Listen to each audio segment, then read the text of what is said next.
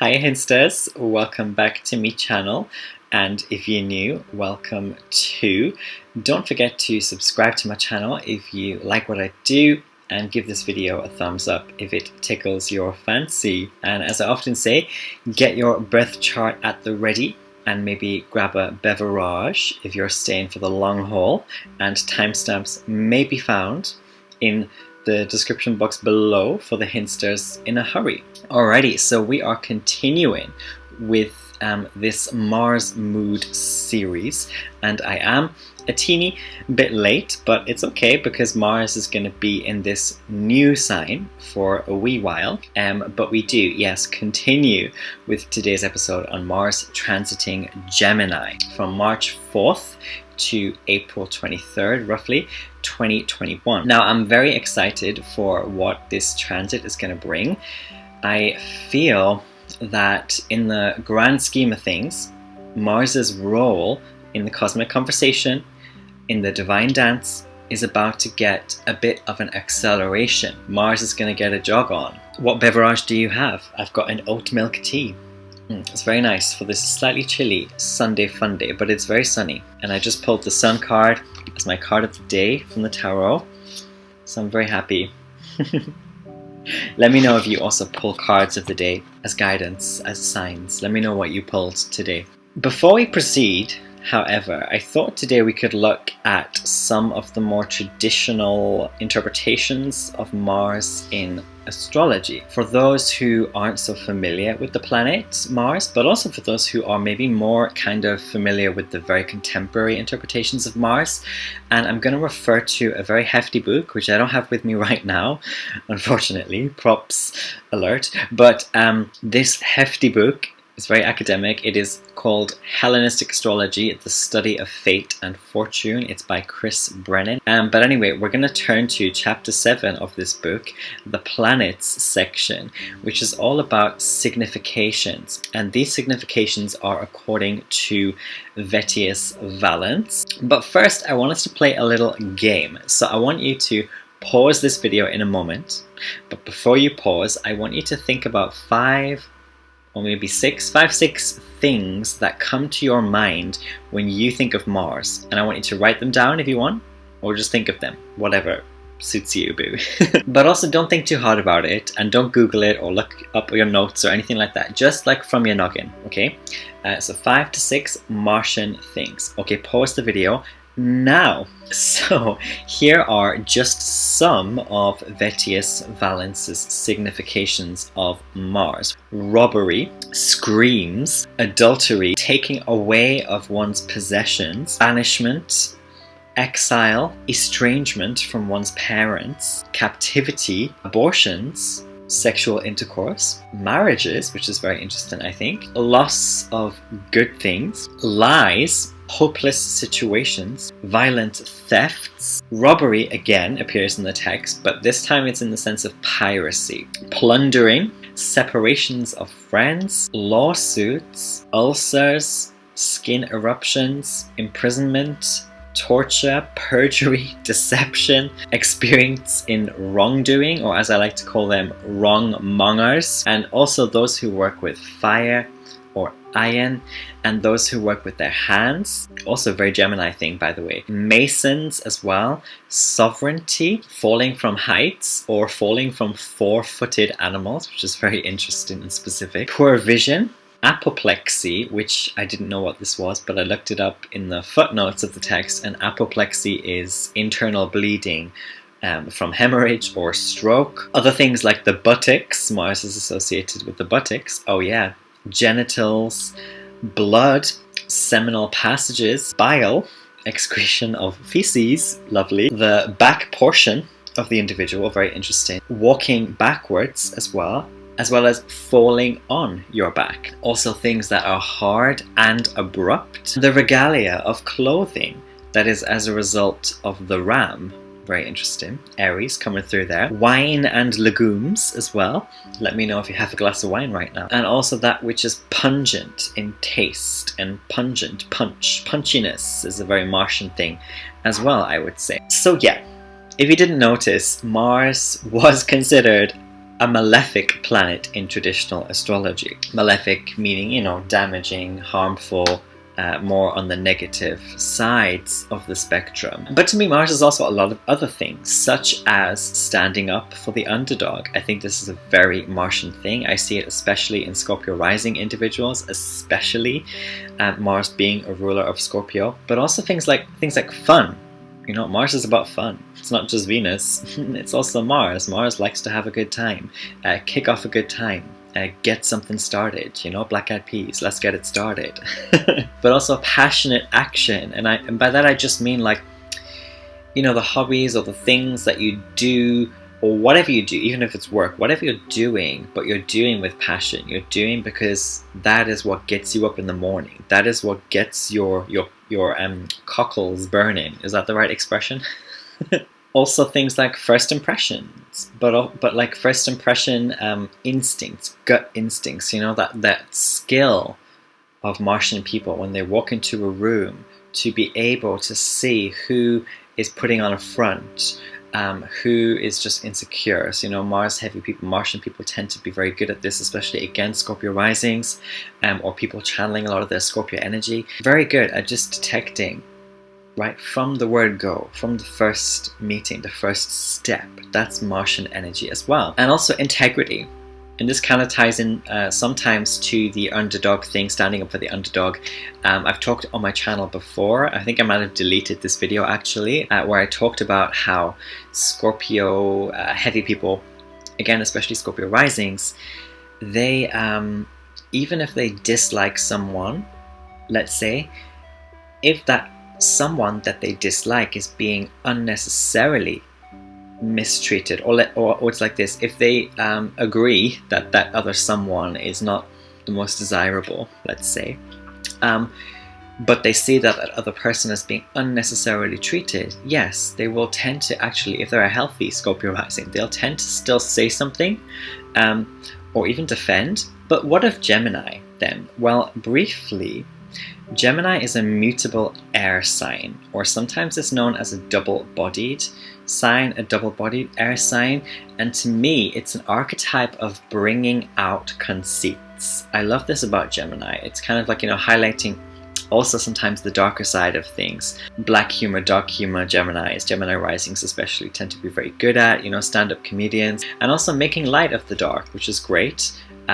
Sometimes that's, you know, black humor, right? That is also sometimes necessary to laugh some things off. You know, Mercury retrograde, a lot of us get really frustrated at Mercury retrograde, but the point of Mercury retrograde really is to show us that things aren't that deep, things aren't that serious, and we're being tested sometimes to see if we recognize that fact, you know? It's the opposite of Sagittarius, Gemini, and so it's very willing to show us when we are high and mighty, when we are judgmental, when we are preachy.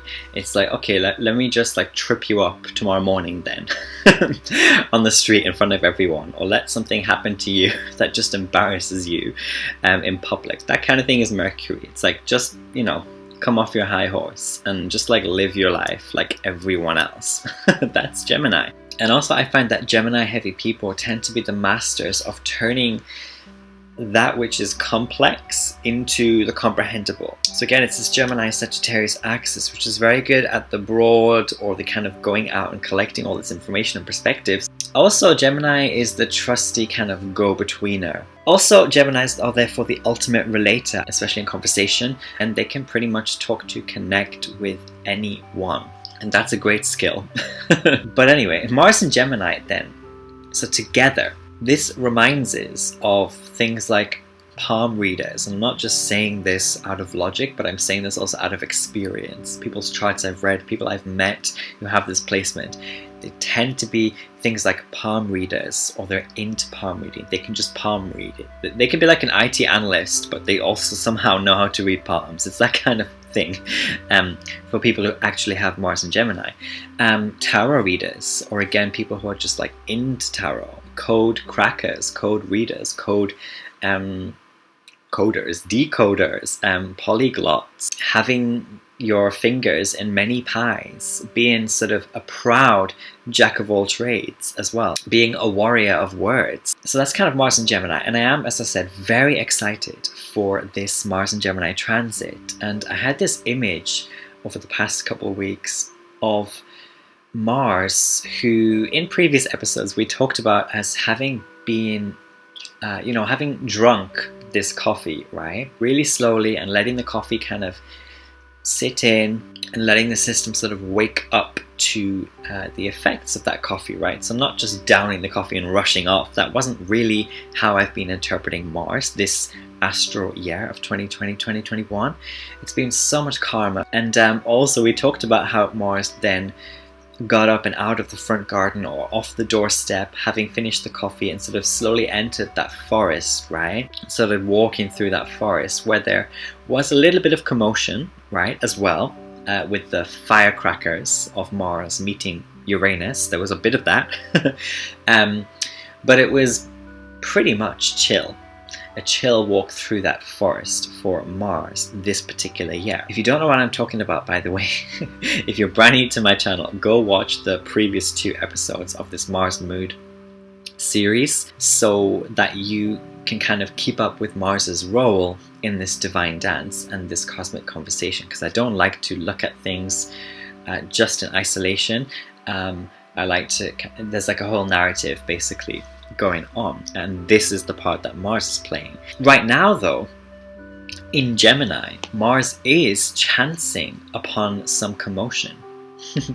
Mars hears some people like arguing or debating excitedly, and sort of follows the sound of the debate, the excitement, the commotion, the hubbub, whatever you call it, until, this is the image I've been getting, but until Mars enters like a clearing and sees this house. And in that house there are 2 twins, or 2 foxes, or 2 whatever you are imagining or vibing with. But these 2 or more entities, beings, people are very heated, and they're exchanging a lot of words. And this house therefore is very, very raucous. So Mars is finally engaging with, discovering something quite raucous, which Mars is also going toward. It's not like the firecracker moment that we had with Mars-Uranus conjunct when it was in Taurus. It's not like this sudden thing that happens sort of in the distance. It's no, Mars is actually going towards the commotion, and that commotion is much more long-lasting. And it's starting to stir up something in Mars that is gonna bring out more of Mars's classic energies, right? And so Mars is no longer in need of a careful calm. Mars is about to get full throttle and quickly. Now, on March 4th at around 4 AM UK time, I want us to also pay attention to, or consider maybe, the what was going on at the time that Mars entered the sign of Gemini. We can imagine again that Gemini is kind of like this house, or Gemini is a house, and we may know that the ruler of Gemini is Mercury. I think I mentioned this just before, but Mercury rules Gemini, and so we're kind of gonna have to check in with the owner of this imaginary house. And Mercury is right now in Aquarius, which is another air sign. And also, Mercury at the time was conjunct, and still is quite conjunct, Jupiter in Aquarius. So Mercury and Jupiter, both conjunct in Aquarius. That's what the owner of this Gemini house is doing right now. That's where they are right now. And the ideas that Mercury is bringing to Mars, so sending back to the house that Mars is entering, okay, this commotion, is all about something that is super Aquarian still, and we're still in so much Aquarius energy still. Of course, for the next year at least, we're going to be feeling very Aquarian with Jupiter and Saturn there. So there's an agitation increasingly to quickly join up these dots. We've been talking about this a lot the past couple months, joining up the dots, especially the last month, and a compulsion as well to decide on things without any more pondering. So there really is much more of this new year pressure coming through, even to do something, to speak something out, even to argue or fight something out even. And there's this excited fuss being made over whose ideas are grander, or whose philosophies are right, or whose progressive ways should be laid down. This is all that Aquarian, Jupiterian energy coming through, and the Mercury just loves to be there and play with it all, you know. It's the trickster of the zodiac. So Mars is obviously quite into this dynamic. There's a lot of bravado and a lot of mental exchange. So Mars is easily ready to make us engage in heated debates, and also to be sometimes a little bit sanctimonious. That's very likely here. Suddenly like puffed up as well, puffed up by a quick wit and like a passion for new knowledge. This is the Mercurial energy and the Gemini energy really coming through. And the thing is, at the time that Mars entered Gemini, the moon was also in Scorpio. And the moon is said to fall in Scorpio. And this moon was also squaring Mercury at the time in Aquarius. And so this does cause us to think that one or both of these twins in this house that Mars encounters in the forest, right?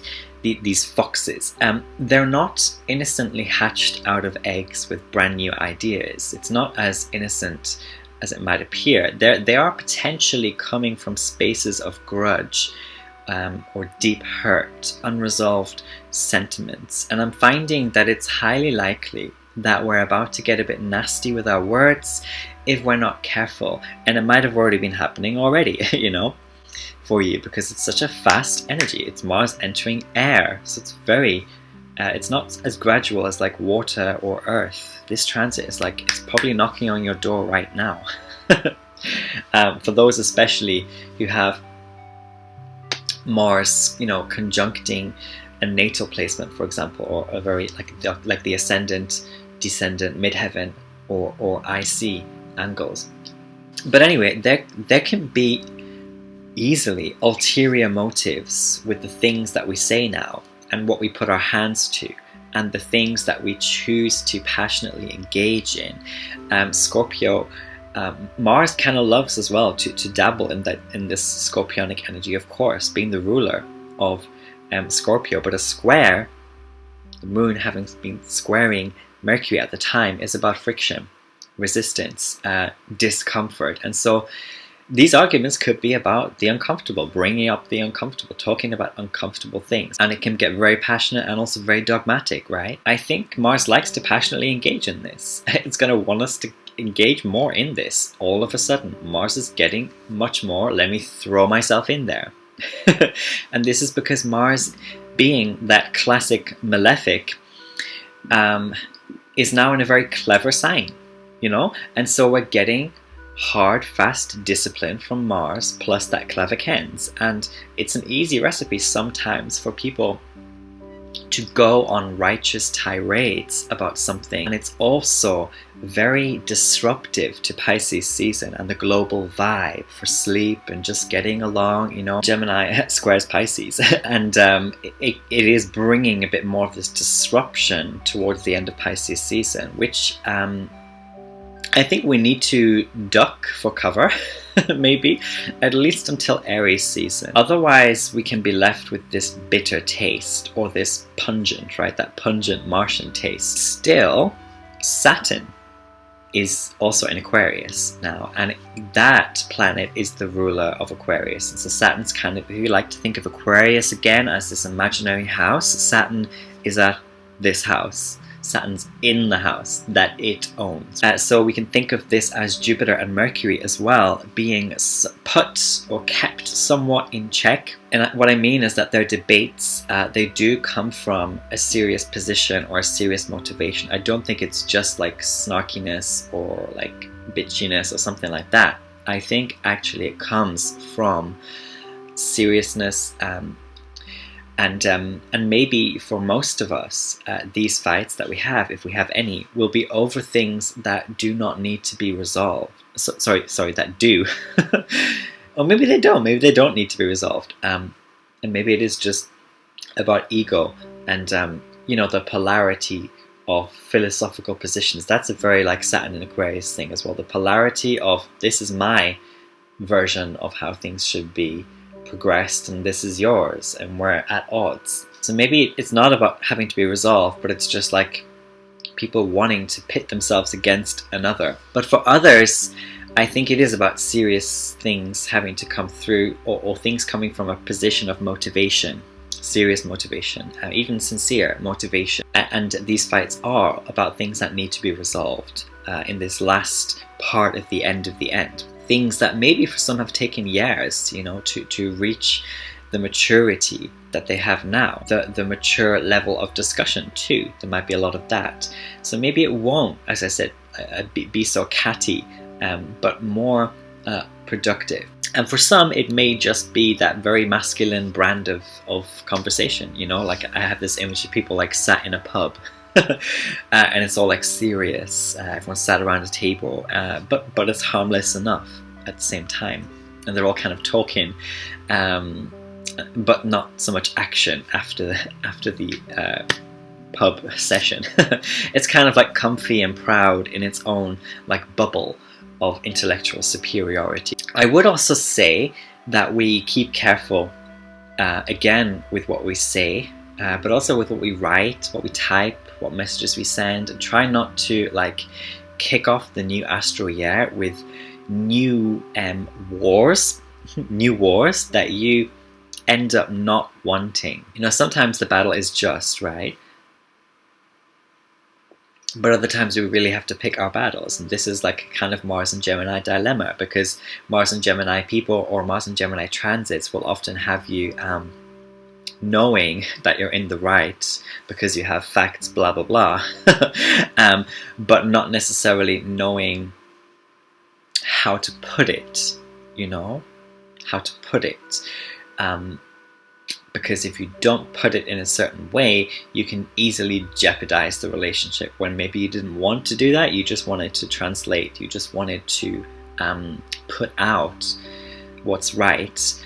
But because you did it the way you did it, it got very Martian and very cut, kill. These, you know, these wars can be with others and/or wars with yourself. And you know, kicking off potentially an entire year or more of a sort of chip on your shoulder kind of bullish behavior. And I'm speaking from experience here as well. So I've got this placement myself, so I'm very aware of how this energy works. And I'm also having my Mars return in Gemini. So I'm taking extra care to not fall in the Gemini trap of saying that which I'll immediately regret, and especially when freaked off, because Mars is all about the energy of being freaked off, right? I do believe Mars in traditional astrology is about enemies, just in general. And it's so interesting, because I was having a conversation the other day about how Mars has so many like signs in the zodiac where it's either falling or uncomfortable or would prefer not to be in. You know, it's very funny. But it makes sense as well, because it is the planet of enemies and animosity. But, you know, a brilliant way that I've discovered over the years of handling Gemini transits is to, first of all, write out what you want to say. And for some people, this is just like yourself, writing it to yourself in a journal or in your phone, notes app, whatever. Or maybe to send it to trusted allies first, to draft it a couple of times, whether this is literally speaking or you're spiritually drafting something, right? You're spiritually drafting, processing something. But to draft what it is that you are angry about, or what it is that you want to say, or what it is you want to fight about, or you're getting so angsty about, to draft it a couple times. And to do the true Gemini thing, which is going around and gathering other people's perspectives before you come up with the most fitting and the most informed action for the moment that you're presently in, right? Because only you know that moment that you're presently in, and only you will know which of these, or which combination of these perspectives you've collected are gonna work. And that is how we will handle a lot, I think, this Mars and Gemini transit for the better. And you know, it's very much a transit to me of let's think before we speak, right? Because Mars stepped into this sign in this particular year, with all this heavy outward Aquarian energy squaring that moody moon in Scorpio. So this is in fact the tone. This is the tone that Mars discovers that house in the forest. So we have to take care, I feel, as to how Mars might encourage us to proceed. And being of a Gemini flavor, there's at least a couple choices that Mars has here. And increasingly, Mars will be of this erratic on-off switch nature. This is the Gemini nature, switching on and off. It's well and truly separating Mars from that former, more steady stroll through the forest that it was in. Mars will, by the end of April, be in Cancer, a sign that it's said to fall in. And so it is important, I feel, that we nip those grudges in the bud, that we are honest but also mindful in our communications. Otherwise, you know, our Fool card, I talked about this a little bit before, I think, but our Fool card energies, let me show you actually. So here we have the Fool card. Hopefully you can see. It's like that little chick, right? That maybe cannot fly yet, but needs to maybe learn how to fly. And it's, I guess, thinking about whether or not, or is about to, right? Whether or not to jump off that branch, or is about to jump off that branch and kind of plunge into the unknown. And sometimes when we have Mars feeling super giddy, and especially all of a sudden super giddy, what Mars can do is force us to jump off that branch when we might not be ready, when it might be too early. Now, this is only for those it relates to, so if you feel like, you know, you are ready, something is the right time, then that's great for you. Do it, do you. This is what I'm saying, right? On my channel a lot, this is what I'm saying. You know you, so do what is right for you. But some of us will have this Fool card energy, where Fool card mistakes are going to be checked if they weren't, if they were too foolish in this Mars and Gemini season. Cancer is that kind of give and take sea energy, you know, sea ocean energy of cardinal water, and we know that cardinal energy doesn't mess around, and we know also that Mars falls in Cancer. So what I'm trying to say is, if we haven't gotten to grips with what Mars and Gemini is very, very, very quickly pushing us into, then in about a month's or more time, Cancer's going to come and kind of give us that snip that we might just need. And you know, anything nasty or malintended will be checked as well. And if anger is like misdirected, then we run the risk. But sometimes it's a bit of an itch, you know, it's a bit of an itch. And I get it, you know, Mars and Gemini, it can be about just something on your mind that you just wanted to get out there. And I think, especially right now, it's good to do that maybe. Especially in Pisces season, it's good to just get it off your chest. And I think that's why this squarage from Mars and Gemini to the planets in Pisces, this little squarage that we have, or this sign squarage that we have every Pisces season, is good, because it does allow us to not fully be asleep and to not fully be deluded or escapist or fantasize, and to actually say things, to actually speak, right? And to actually try to connect, like the Lover's card, to actually try to at least keep going in the same direction as other people, even if not exactly on the same level, right? Again, being the ultimate relator.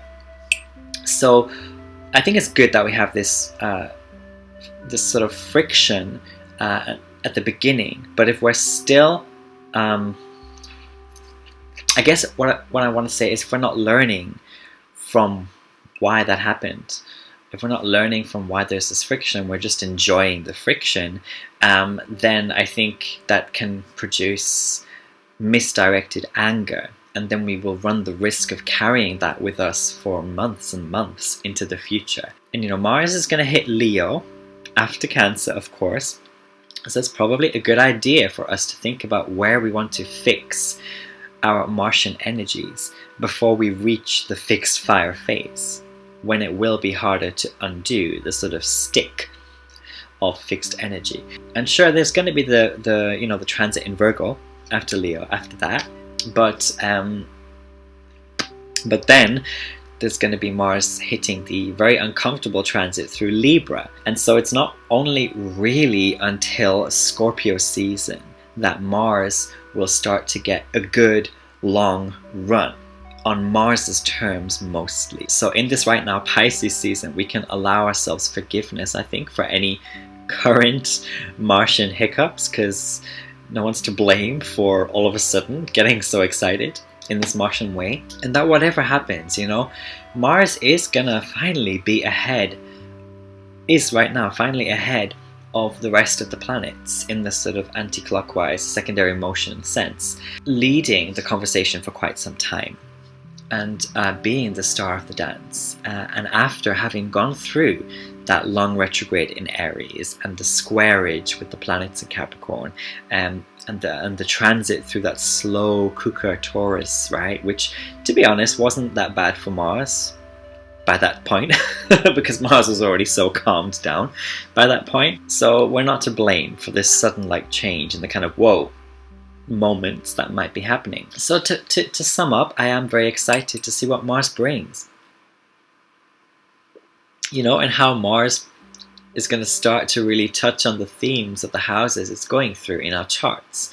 So do check your birth chart and let me know in the comments where you have Gemini, and I'd love to know what's going on with you as well. It's quite likely that some of us are already feeling this punch, this pungent Martian energy, because I do feel like Mars is getting suddenly switched on in Gemini, and that the ideas and the words and the humor and all that jazz are going to come rushing in. So let us know how it's affecting you. I'd love for you to share your experiences, and I wish you a very nice Sunday fun day, and I will see you in the next one. Take care. Bye-bye.